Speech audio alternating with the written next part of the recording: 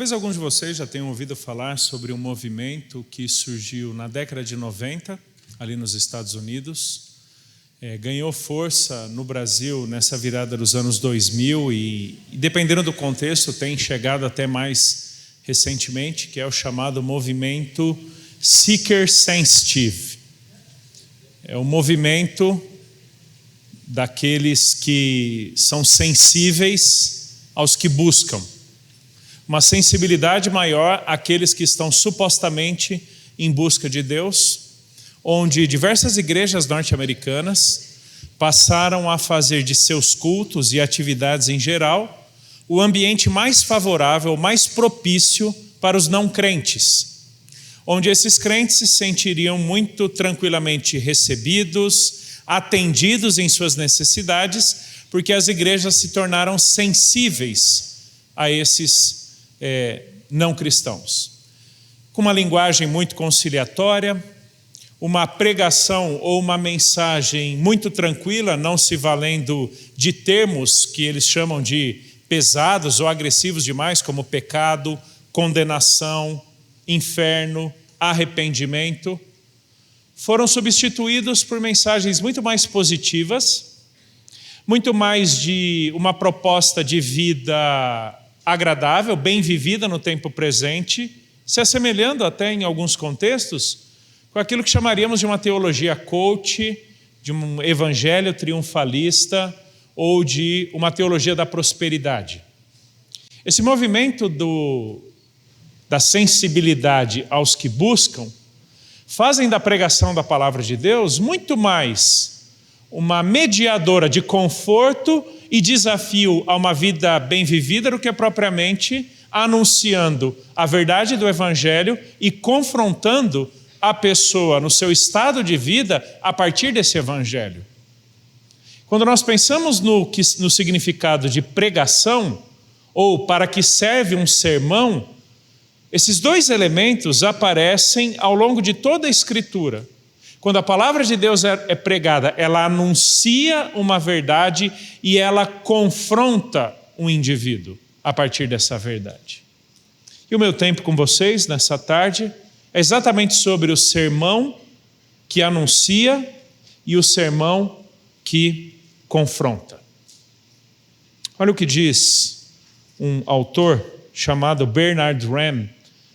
Ele é um dos historiadores e proponentes de uma interpretação bíblica protestante, alguém de muita importância para a hermenêutica, a interpretação bíblica do século XX, quando ele disse o seguinte: embora o ministério cristão seja multiforme e não deva ser visto exclusivamente como pregação, sem dúvidas, o ministério cristão alcança sua expressão plena na pregação da palavra de Deus. Pelas palavras de um outro autor, Grant Osborne, também escrevendo na área de interpretação bíblica, ele diz o seguinte: defendo que o objetivo final da hermenêutica é a interpretação bíblica, não é a teologia sistemática, mas o sermão. O verdadeiro propósito da Escritura não é simples explicação, mas exposição. Não descrição, mas proclamação. Talvez uma das maiores bênçãos, queridos, que nós temos como igreja, em termos ministeriais, seja justamente a pregação da palavra de Deus.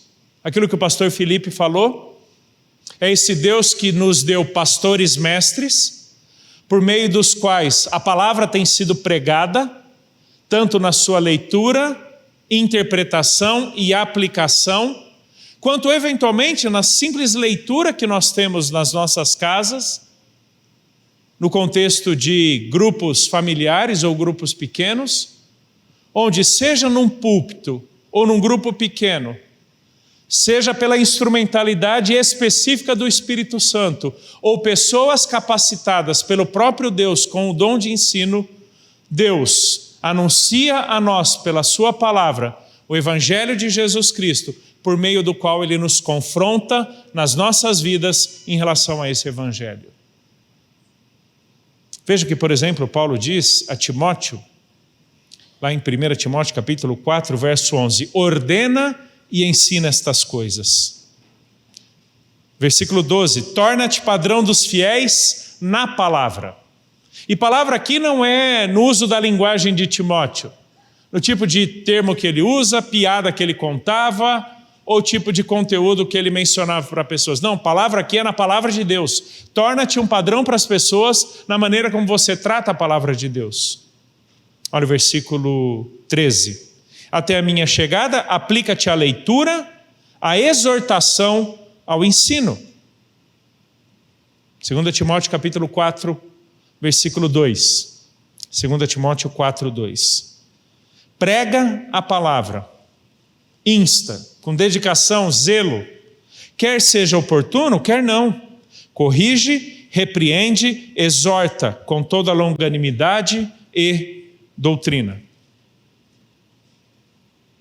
Queridos, como Osborne e o Bernard Wendt disseram, a palavra nos foi dada não apenas para o preenchimento das nossas convicções mais íntimas, senão também para que ela fosse exposta, pregada, anunciada, proclamada nas suas verdades mais simples ou mais profundas para a edificação do povo de Deus. Essa maturidade sobre a qual o pastor Felipe falou. É interessante que 2 Timóteo 3, 16 e 17, aquele texto que Paulo diz, toda a escritura é inspirada por Deus e útil para o ensino, repreensão, correção e educação na justiça, a fim de que, com o propósito de, objetivando, que o homem de Deus seja perfeito e perfeitamente habilitado para toda boa obra. Ou seja, se existe algo que Deus vai fazer em nós, em termos do amadurecimento da nossa fé em Jesus, na nossa vida cristã prática, Ele fará por sua palavra. Existe uma realidade, queridos, que eventualmente temos dificuldades de entender, que é uma muito simples. Nós cristãos somos o povo de um livro só. Nós cristãos somos o povo de um livro. Toda a nossa biblioteca teológica, de comentários adicionários, de enciclopédias a livros devocionais, servem ao propósito dessa explicação ou da aplicação desta palavra, que é a única verdadeira, portanto, autoritativa para as nossas vidas. Então, se existe algo que Deus fará em nós, em termos desse amadurecimento da nossa vida cristã, Ele fará por sua palavra. É por isso que a palavra deve ser pregada e não apenas lida como se estivéssemos lendo histórias passadas sobre circunstâncias não mais existentes. E queridos, eu creio tanto no poder da palavra, que a simples leitura, isso mesmo, simples leitura, é suficiente para transformar, converter, repreender, restaurar, santificar. Porque o poder está na palavra. Veja aqui então que esses pastores mestres, as pessoas que ensinam, têm um único dever: não atrapalhar o que a palavra vai fazer. O nosso desafio é não atrapalhar o que Deus fará por meio da palavra. Portanto, existe uma primeira dimensão de anunciação da palavra, que é, por exemplo, o significado do termo querigma, usado muito no livro de Atos e a partir de Atos. E eu quero então trabalhar com vocês, naquilo que me foi proposto, esses dois aspectos do sermão, esses dois aspectos da pregação da palavra. Um sermão que anuncia e o sermão que confronta. O termo queriço é usado no livro de Atos com o sentido de anunciação, proclamação. O termo era usado, por exemplo, querix, que é o indivíduo que anuncia, com a conotação de um arauto. Ele era, inclusive, o arauto, um funcionário público empregado pelo poder maior do império, com o propósito de fazer proclamações ou anunciações oficiais, seja da proclamação da paz num contexto de guerra ou do anúncio de que a nação entrou em guerra. seja a anunciação para todo o povo sobre determinações do imperador ou do senado, ou até comunicações menores, mas que tinham uma natureza oficial. E é interessante que esse é um dos termos mais utilizados no livro de Atos para falar sobre a pregação da palavra de Deus. Essa anunciação de uma determinada verdade, que não é determinada como verdade por causa da boca de quem a anuncia, mas por causa da autoridade de quem a estabelece. E nisso consiste a autoridade bíblica. Uma verdade bíblica é verdadeira não porque aquele que a prega do púlpito reveste determinada ideia de veracidade, mas porque quem a estabeleceu, ou seja, de quem ela vem, é um Deus verdadeiro e, portanto, aquilo que ele fala é verdade. Por isso da importância de acreditarmos na revelação e na inspiração bíblica.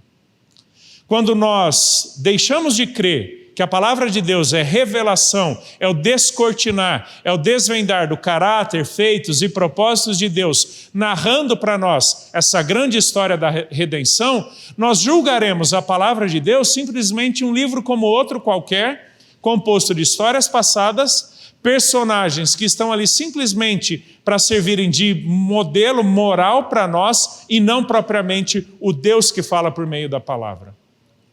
E quando nós entendemos a Bíblia como revelação e entendemos que a inspiração é esse conduzir de Deus, de que o registro da revelação fosse fiel e equivalesse perfeitamente à revelação, quando deixamos de entender e aceitar isso, nós faremos da pregação da palavra, faremos do ensino da Bíblia, qualquer que seja a circunstância, uma oportunidade de comunicação de ideias próprias, ou de pensamentos próprios da palavra, e não a ideia do queriço, da anunciação, de que estamos reportando verdade alheia. E talvez um dos aspectos mais centrais que todo pregador deveria considerar para ensinar-lhe a lidar com o seu próprio orgulho é que ele está lidando com palavra alheia. É palavra de Deus. Nada mexe mais com o orgulho do pregador do que a lembrança de que ele está reportando uma mensagem e não atribuindo às suas palavras um significado próprio por si mesmo. Então, o termo queriço, ele é usado em Atos para essa proclamação, essa menção, essa anunciação, é o reportar a mensagem de alguém para outras pessoas. Existem outros 3 termos que são usados em Atos, e quando eu falo Atos, porque basicamente as cartas estão dentro de Atos, que é a descrição do cristianismo na sua origem, e esses termos vieram a ser usados posteriormente nas epístolas, justamente por causa do contexto de Atos. O primeiro dos termos o segundo termo, primeiro é queriço, segundo é euangelizo, de onde vem evangelizar, que significa basicamente a comunicação de uma determinada notícia. A gente traduz normalmente como boa nova, ou a proclamação, a menção, a anunciação de uma boa notícia. Tá? Esse termo ele está muito ligado à ideia da pregação da pessoa e obra de Cristo, quem Jesus é e aquilo que Jesus fez em nosso favor.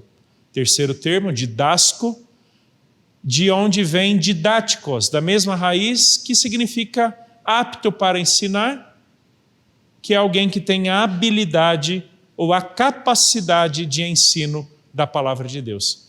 A ênfase de didasco é tanto no ensino em si, quanto no conteúdo digno de ser ensinado. É como se a ação de ensinar fosse digna por causa da dignidade do conteúdo ensinado. Por isso que é um termo muito importante em todas as epístolas aí do apóstolo Paulo, direcionada para os pastores, Timóteo e Tito.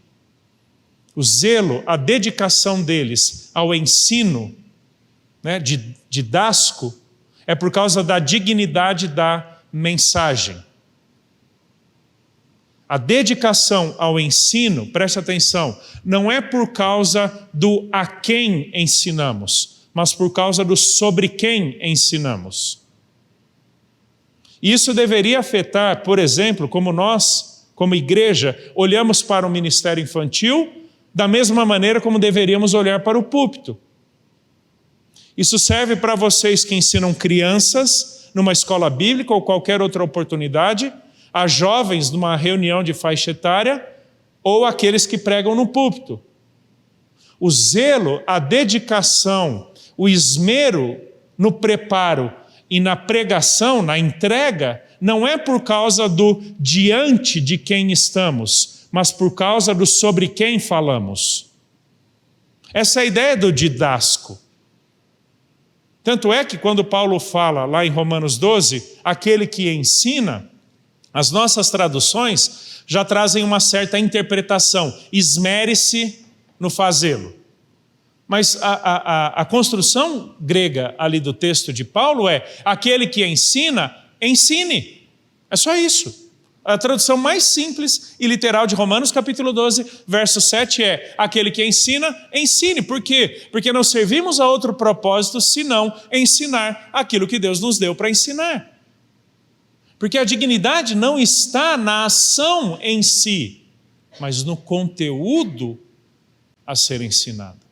Ou seja, na medida que entendemos o que é a palavra de Deus e que evangelho é este, que anunciamos, que ensinamos, todos os nossos esforços, toda a nossa dedicação se demonstrarão equivalentes à dignidade da mensagem.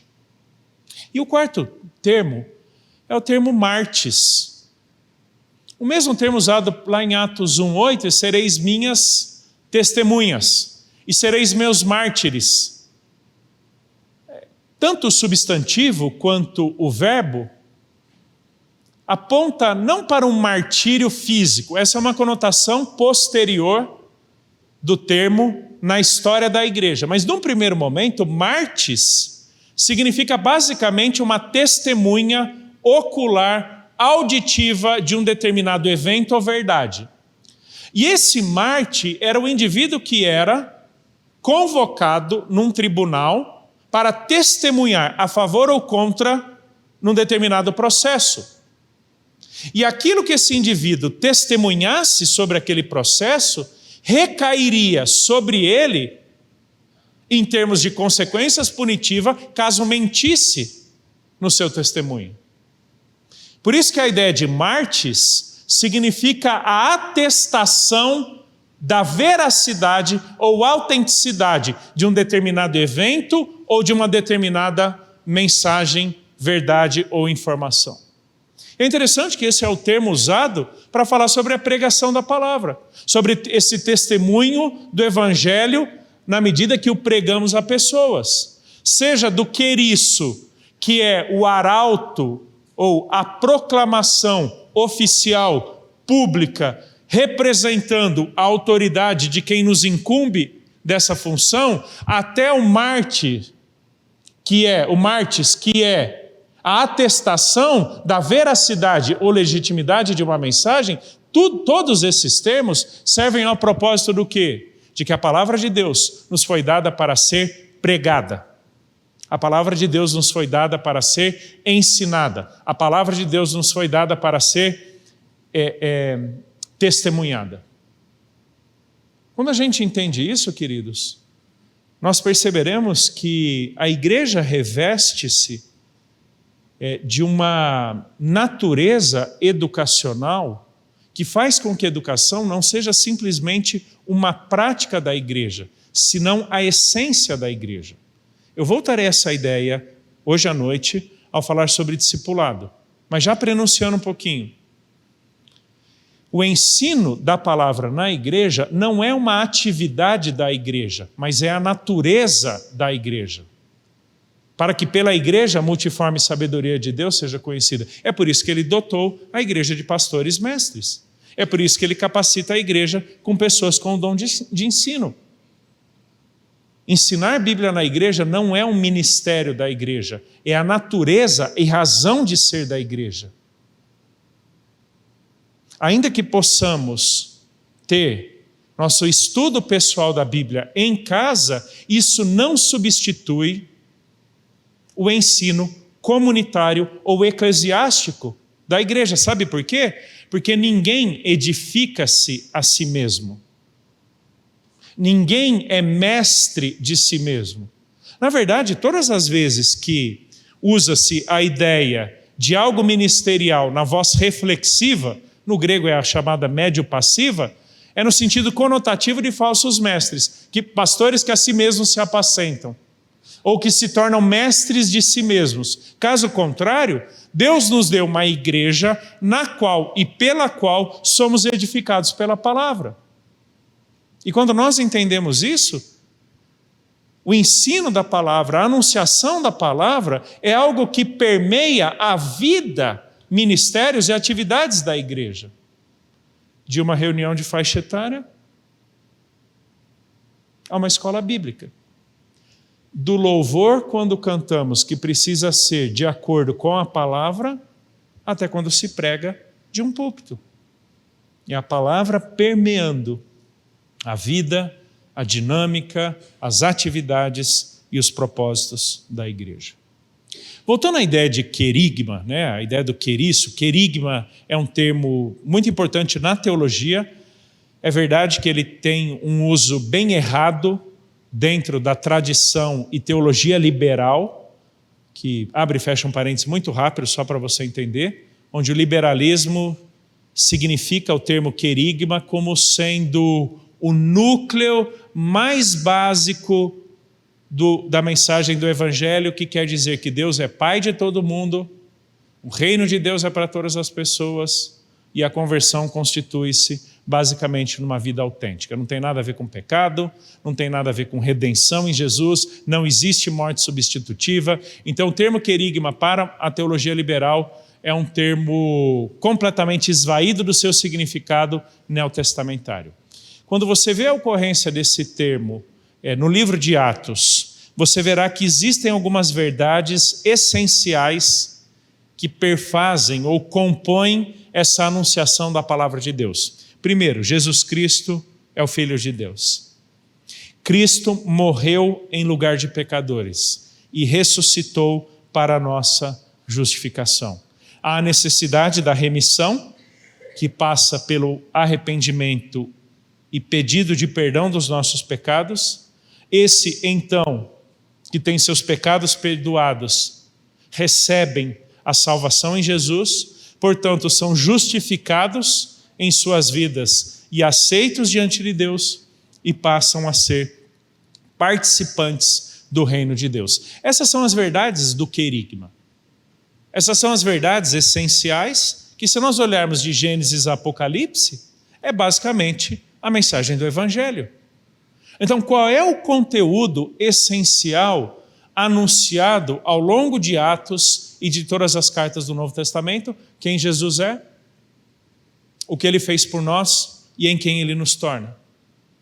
E, portanto, todas as implicações vivenciais, de convicções e de expectativas futuras por causa de quem somos em Jesus.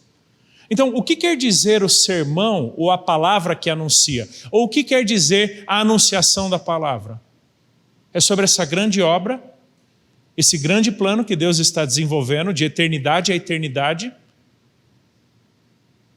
de salvar pessoas em Cristo Jesus, e uma vez esse povo reunido, glorificará e celebrará o Cordeiro por todo sempre. Essa é a mensagem do Evangelho. É o Cordeiro de Deus morto antes da fundação do mundo, que veio no ápice da história, na plenitude dos tempos, nascido de mulher, nascido sob a lei, para quem todas as coisas convergirão na dispensação da plenitude dos tempos, como Efésios 1 nos diz. Então, quando nós pensamos na anunciação ou no propósito querigmático, proclamador de uma mensagem ou de uma pregação, a gente está pensando não simplesmente recontar histórias passadas do Antigo Testamento, mas sim, nos valendo do Antigo Testamento, vemos como é que Deus está construindo ou desenvolvendo de histórias passadas a realidades neotestamentárias, a redenção exclusiva que há em Jesus. E é interessante que esse Jesus, ali em Lucas capítulo 24, com os discípulos a caminho de Emaús, eles completamente derrotados ou cabisbaixos ali, seguindo pós-morte de Cristo, passa a explicar para eles, a partir da lei de Moisés, dos profetas, dos salmos ou escritos que perfazem basicamente a seção dos escritos no cânon hebraico, ou seja, o Antigo Testamento todo, explicando que a seu respeito constava em cada um desses documentos. E lá pelo verso 44, 45, Lucas vai nos dizer que na medida que Jesus lhes explicava o que a seu respeito constava em todo o Antigo Testamento, seus olhos, suas mentes, seus corações se abriram para entenderem as Escrituras. Estejamos nós ensinando um texto de Juízes, um salmo do Saltério ou uma porção do profeta, ainda que tenha o seu significado original, histórico, literário, específicos lá atrás, esses textos compõem esse grande drama que Deus está desenvolvendo ao longo da história para encontrar em Jesus a sua realidade definitiva. Por isso que não faz sentido, queridos, ensinar simplesmente, pensar no contexto de ministério infantil, simplesmente a ser forte como Sansão, corajoso como Gideão ou cheirosa como Esther. Essas não são as verdades sobre as quais essas narrativas nos falam. Ainda que haja a libertação do povo de Israel debaixo da opressão dos filisteus por meio de Sansão, esse Sansão está lá em Hebreus 11. Como aquele que creu na vinda da promessa, no caso a promessa é Cristo Jesus, representando de alguma forma, lá no texto de Juízes, capítulo 13 a 16, aquela redenção que existiria definitivamente em Cristo Jesus. Ou seja, eu devo ensinar o Antigo Testamento no seu significado original, mas nunca a parte desse propósito querigmático de fazer de todo e qualquer ensino bíblico um apontamento para Cristo Jesus. É nele que todas as coisas coexistem e orbitam em termos de significado e propósito. Então, quando a gente pensa nesse propósito querigmático de anunciação da palavra de Deus, a gente não está pensando simplesmente em recontar a história passada. Nós não estamos pensando simplesmente em esmiuçar os aspectos sintáticos ou gramaticais de um texto grego ou hebraico. Não, a gente está tentando entender o que é que Deus está fazendo na história para ganhar em Jesus o seu significado. Ou seja, pregamos a Cristo e esse ressuscitado, que é a única mensagem digna de ser pregada pelo povo de Deus. Mas esse sermão, ele também serve a um outro propósito. É o propósito confrontativo. Porque, na verdade, na medida que uma verdade é afirmada, como o próprio Paulo vai dizer em 2 Coríntios 13, 18, que nada podemos contra a verdade, senão a favor da verdade, é que diante dessa verdade que nos confronta, como o pastor Felipe disse, é abaixarmos nossa cabeça, rendermos os nossos joelhos em submissão a essa confrontação que a palavra traz. E aqui está a natureza confrontativa da pregação da palavra de Deus. E por que ela é confrontativa? Porque me parece que desde lá atrás até os nossos dias, passando por Moisés em Deuteronômio, ou pelos profetas, cada um deles no seu tempo, até mesmo Paulo e a gente hoje vivemos repetições de gerações com coceira nos ouvidos. Lembra que Paulo usa essa expressão? Que surgiria um momento no fim dos tempos em que as pessoas teriam coceira nos ouvidos. Olha o seeker sensitive. Olha a sensibilidade aos que buscam pregar o que pessoas querem ouvir. Falar, condicionar, amenizar, adaptar ou adequar uma determinada verdade bíblica às expectativas, interesses ou propósitos de quem escuta.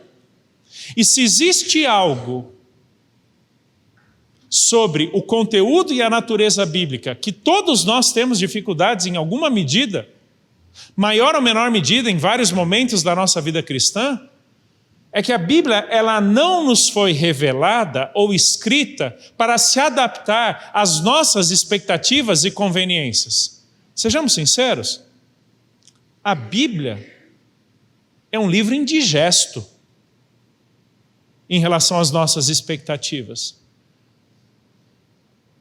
A Bíblia é um livro de difícil aceitação no retrato que ela faz a nosso respeito.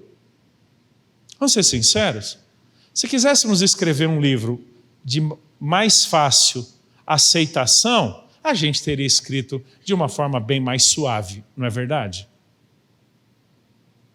Os coaches não têm nada a ver, esses coaches teológicos, esses influencers motivacionais de espiritualidade vazia, não entenderam que a Escritura retrata com fidelidade a visão de Deus sobre as coisas. A Bíblia não é só um registro histórico, é a perspectiva definitiva de Deus sobre as coisas que ela trata. E nesse sentido, é que naqueles últimos tempos em que o amor esfriaria, que as pessoas não suportariam a sã doutrina, pessoas levadas de um lado para o outro por todo o vento de doutrina, é que essa natureza confrontativa da palavra de Deus mais deveria ser resgatada por nós.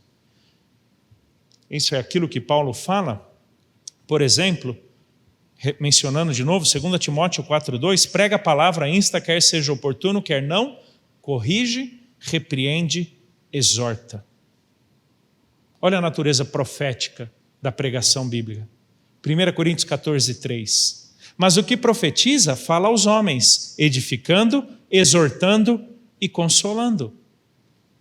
Portanto, 1 Tessalonicenses 5, não apagueis o espírito, não desprezeis as profecias.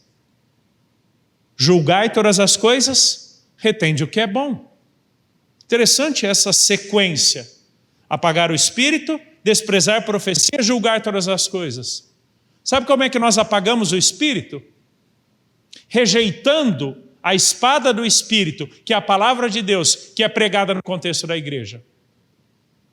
Porque o espírito da palavra, a palavra que é a espada do espírito, é o meio que ele usa para tratar Jesus em nós. Para nos confrontar, para nos exortar, para nos consolar, para nos transformar, para nos santificar. Então, na medida que nós rejeitamos a palavra, nós estamos apagando o espírito. E eu costumo ilustrar essa ideia do apagar o espírito com a lepra, a hanseníase. Lepra não é a ausência de dor, mas a insensibilidade à dor. Deveria estar doendo, deveria estar machucando, mas por causa da insensibilidade à dor, a palavra deixa de ferir nossos corações. Ferir em que sentido? Expor a nossa realidade de pecado e em quem encontramos a resolução desse pecado, que é no caso Cristo Jesus. Então, quando a gente fala da natureza confrontativa, exortativa da palavra, a gente está falando de uma pregação que tem por propósito confrontar. E aí também alguns termos gregos são usados ao longo do Novo Testamento para apontar para nós o significado e prática da confrontação na pregação da palavra de Deus. Eu quero mencionar aqui alguns textos. O primeiro dos termos é paracaléu ou paraclesis, mesmo termo que tem o Espírito Santo como um de seus nomes. Ele é o paracaléu. Ele é aquele que consola, exorta ou confronta. Por exemplo, 1 Tessalonicenses 4, 1, Paulo diz, finalmente, irmãos, nós vos rogamos e exortamos. 1 Timóteo capítulo 4, verso 13, até a minha chegada aplica-te a leitura e a exortação. Tito capítulo 1, versículo 9, o bispo tem que ser apegado à palavra fiel, que é segundo a doutrina, de modo que tenha poder tanto para exortar pelo reto ensino, como para convencer os que o contradizem. E 2 Timóteo capítulo 4, verso 2, repreende, exorta. Veja que todos esses textos falam sobre essa natureza paraclética ou exortativa da palavra de Deus. É interessante que o termo é uma junção de duas expressões, uma preposição com um verbo, que significa basicamente o seguinte: levar alguém para o lado e tratá-lo pessoalmente, especificamente. É como se a palavra nos retirasse de uma determinada realidade, nos levasse para uma outra circunstância e ali nos tratasse mais pessoalmente, dedicadamente em relação a algo. Exortação, esse aspecto exortativo da palavra é isso. É Deus nos retirando de determinadas realidades para nos fazer enxergar de fora a realidade da qual Ele nos tirou, dizendo que aquilo não tem absolutamente nossa vida em Jesus. Ele me tira para me dizer que aquilo não tem nada a ver com a minha vida em Jesus. De alguma forma, queridos, quando pregamos a palavra, nesse aspecto, ou com essa natureza, o propósito exortativo, estamos dizendo para pessoas quais são as coisas que não condizem com a vida dela em Jesus. E é interessante que a Bíblia trabalha exatamente por contrastes. É céu e inferno, é luz e trevas, é impiedade e salvação em Jesus. Não existe campo cinzento nas Escrituras. Não existe meio de caminho. E isso é importante a gente lembrar nos dias de, por exemplo, uma conceituação da chamada livre graça ou hipergraça, que favorece uma prática de pecado deliberada, porque afinal de contas, nós já fomos completamente salvos em Jesus, portanto, não importa a nossa circunstância de pecado, nada afetará a nossa posição em Cristo. Não, isso parece ser completamente incompatível com o que Jesus fez por nós e em quem Ele nos tornou. Então, a ideia do paracaléu é Deus nos tirando de lado, nos tratando por sua palavra e nos mostrando da vida que Ele nos tirou. Por isso significa exortar. É mostrar a realidade paralela da nossa vida, que não tem nada a ver com a nossa vida em Jesus. E o segundo termo, são 5 que eu quero mencionar, 2 deles estão bem conectados, é o termo traduzido por convencer, termo elenro. Olha Tito capítulo 1, verso 9. Esse bispo ele tem que ser apegado à doutrina, né, a palavra fiel, de modo que tenha poder tanto para exortar pelo reto ensino, como para convencer os que o contradizem. Convencer. É a mesma palavra usada para o ministério do Espírito Santo. Ele convencerá. Em 2 Timóteo, capítulo 2, verso 2, é o termo corrige. Prega a palavra insta, quer seja oportuno, quer não, corrige. Olha que interessante, o termo elenro significa convencer e corrigir. E qual a relação dos dois termos? Dessas duas traduções? É que esse termo, ele aponta para o seguinte: à medida que a palavra de Deus ela é pregada, ela perscruta nossos corações, apontando as incoerências ou inconsistências da nossa vida em relação à verdade do Evangelho. E na medida que ela perscruta, ela escrutina os nossos corações, nós somos convencidos da verdade do Evangelho e, portanto, da incoerência da nossa vida de pecado. E por causa desse convencimento, ela nos aponta o caminho da correção. Ninguém é feito santo simplesmente por praticar boas obras, mas antes de tudo pela correção de suas vidas a partir da verdade do Evangelho. É por isso que esse termo está extremamente ligado à ideia de confrontação.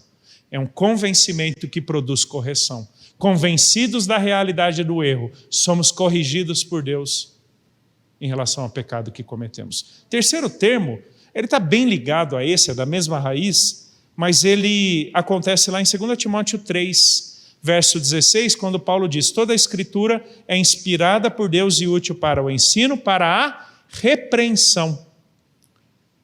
Repreensão significa aqui mostrar extrema desaprovação de algo. A palavra desaprova atitudes. A verdade do Evangelho diz que pecado significa errar o alvo e pisar fora do caminho. Esses são os dois termos usados por Paulo, por exemplo, em Efésios capítulo 2. Tanto o termo hamartia como paraptoma. Hamartia significa errar o alvo. Agora preste atenção.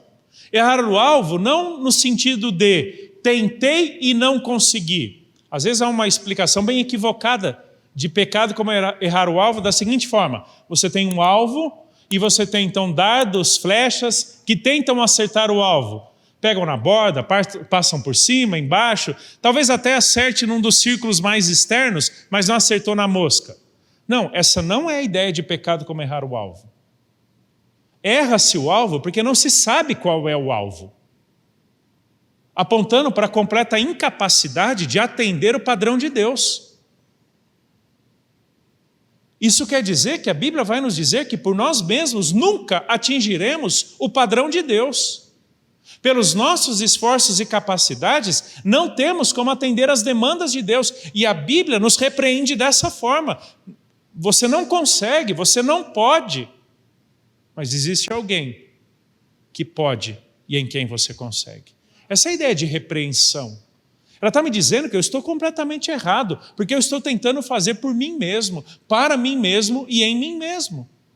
E o segundo termo, paraptoma, significa literalmente pisar fora do caminho, falando da incapacidade de praticarmos algo moralmente bom. Eu resvalo o meu pé e piso fora do caminho de Deus. Lembra que essa é uma das do Antigo Testamento para a palavra de Deus? Lâmpada para os meus pés é a tua palavra e luz para o meu caminho. Como pode o jovem guardar puro o seu caminho? O que significa pecado? É pisar fora do caminho que foi estabelecido pelos limites da palavra de Deus. Então a natureza de repreensão da palavra de Deus é dizer que estamos desaprovados nas nossas atitudes de pecado. Queridos, diante da verdade revelada, não cabe relativização da justiça de Deus em Cristo Jesus. Não cabe relativização da ética e da moral que encontramos em Jesus Cristo por meio da salvação que temos nele. Como eu falei, a Bíblia é muito clara entre pecado e santidade, entre luz e trevas. Não tem 6 da tarde na Bíblia, meio escuro e meio claro. É luz e trevas. Então, quando a gente pensa nessa natureza de repreensão da palavra de Deus, da mensagem, o que a gente está pensando? Ela desaprova atitudes. Ela não vai buscar um tom conciliatório, tipo, às vezes a gente relativiza, sabe? É errado, né? Mas você sabe, a gente tem que pensar qual é o contexto, qual foi a motivação. Não. Nenhuma boa motivação é capaz de justificar um pecado. Porque algo é pecado, não porque teve uma motivação errada, mas porque contraria a verdade de Deus em Jesus. Quarto termo um pouquinho mais complicado, que só é usado uma única vez em todo o Novo Testamento, e é justamente em 2 Timóteo 3, que é o termo traduzido para correção. Correção. A palavra de Deus é útil para ensino, repreensão e correção. Esse termo usado aqui por Paulo significa literalmente tornar reto de volta, com ênfase na restauração. E isso aqui é importante para a gente, pessoal, que a natureza confrontativa da palavra não tem simplesmente por propósito envergonhar o pecador, mas antes de tudo levá-lo a uma consciência do seu pecado e em quem ele encontra a restauração das suas vidas. A ênfase de aqui, correção, é na restauração de algo, tanto em termos morais quanto em termos de utilidade. O pecado nos reprova, nos envergonha e nos torna inúteis. Mas a palavra de Deus nos restaura, tanto no nosso comportamento e mentalidade, quanto na nossa plena utilidade diante do Senhor. É por isso que eu vejo, queridos, que quando pessoas querem justificar seus pecados, o primeiro algo que elas vão colocar sob suspeição é a palavra de Deus. Eu já não vejo mais assim, isso está ultrapassado, isso diz respeito à realidade passada, isso é para outro contexto, a gente vive em outra cultura, coloca sob suspeição. Por quê? Porque quer justificar a sua vida torta. Mas qual é o propósito da palavra? É denunciar o pecado e restaurar o pecador. Nunca simplesmente para denunciar, nunca simplesmente para escorraçar e deixá-lo derrotado. Não, essa é a ideia de correção.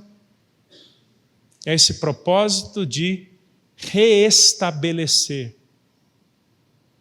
a utilidade de algo ou alguém. E o último termo, é um termo muito, muito especial também, e ele acontece lá em 2 Timóteo 4, quando Paulo fala, prega a palavra, insta, quer seja oportuno, quer não, corrige, repreende. A ideia de repreensão aqui é você desaprovar algo por causa da importância deste alguém que fez algo que é reprovável. Esse termo, repreender, ele é também a junção de duas palavras.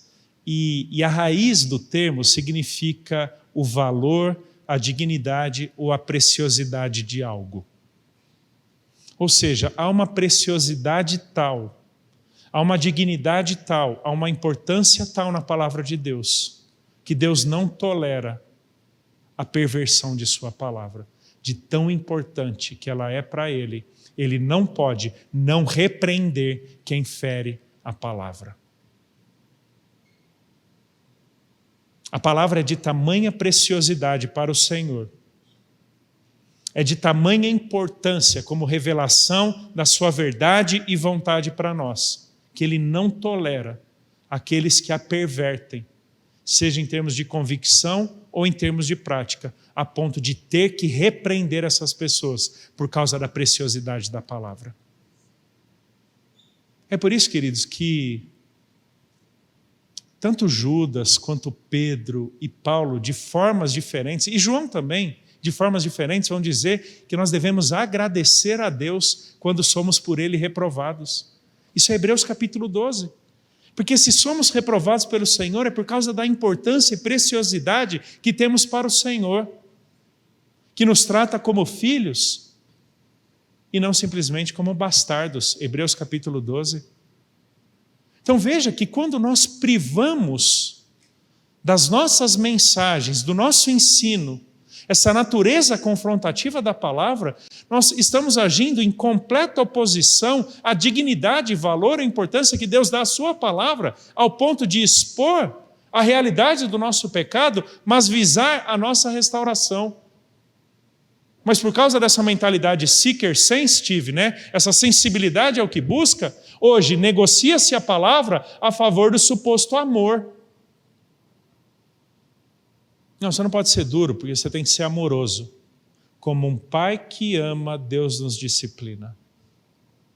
A palavra nos reprova porque Deus nos ama. E Ele não toleraria, não suportaria a ideia de seus filhos amados não se submeterem à palavra dEle. Então, quando nós dizemos que estamos deixando de reprovar, de repreender, de exortar, de corrigir, de disciplinar por amor, a pergunta é, que amor e amor a quem? Porque o Deus que ama, reprova. O Deus que disciplina é o Deus que ama. Então, quando nós pensamos nessa palavra que nos foi dada, queridos, ela nos foi dada para proclamar, anunciar, atestar uma determinada verdade através da qual Deus julga, avaliando, aceitando ou rejeitando as nossas atitudes, e nisso consiste a natureza confrontativa da palavra de Deus. A minha oração, queridos, é que numa época de evangelho triunfalista, dessa pregação de conveniência, nossas igrejas não deixem de anunciar o verdadeiro evangelho e de reprovar atitudes erradas por causa da verdade do evangelho. Vamos orar? Deus, muito obrigado por tua palavra, muito obrigado porque ela é revelação da tua vontade e verdade a nós. Nos ajude, ó Deus, a de um grupo pequeno nos lares, a uma escola bíblica infantil, do púlpito a um aconselhamento, nos ajude a sempre anunciarmos as verdades do evangelho. E nos livre, ó Deus, da tentação de suavizarmos a verdade do evangelho, buscando atender expectativas e motivações completamente erradas ao respeito da tua palavra, convencionando linguagem, exemplificação e terminologia que não condizem com essa natureza confrontativa, exortativa, reprovadora da tua palavra. Mas Deus, que cada vez que fizermos isso, tenhamos o mesmo propósito que o Senhor, o de demonstrar o valor e a importância da tua palavra e a restauração que só ela pode produzir em nós, através do teu Santo Espírito. Deus, que as nossas igrejas sejam fiéis à pregação da tua palavra, anunciando o evangelho e confrontando o pecador com esse evangelho que é a verdade. Oramos assim em Cristo Jesus. Amém.